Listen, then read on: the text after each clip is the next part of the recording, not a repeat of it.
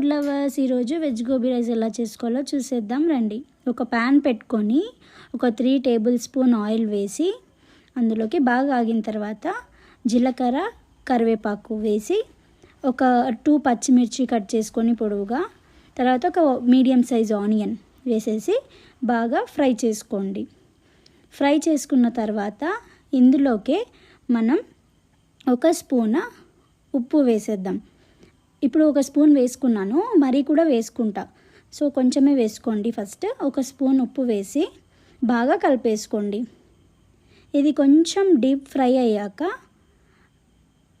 తర్వాత ఇందులోకి ఒక గోబీ, మనం ఆల్రెడీ గోబీ చేసి పెట్టుకున్నాము, అది ఎలా చేయాలో కూడా నేను కింద లింక్ ఇచ్చాను, వెళ్ళి చూసేయండి. వెజ్ గోబీ ఇది బాగా కలిసిన తర్వాత ఇందులోకి నేను ఆల్రెడీ కుక్ చేసుకున్న రైస్ వేసేసుకుంటున్నా.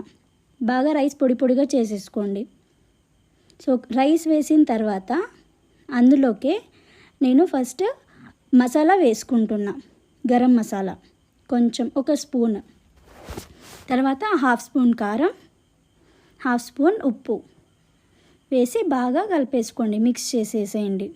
ఇలా వేయడం వల్ల మనకు టేస్ట్ బాగా తెలుస్తుంది. మీరు ఫస్ట్లోనే ఉప్పు కారం వేస్తే అంత టేస్టీగా ఉండదు.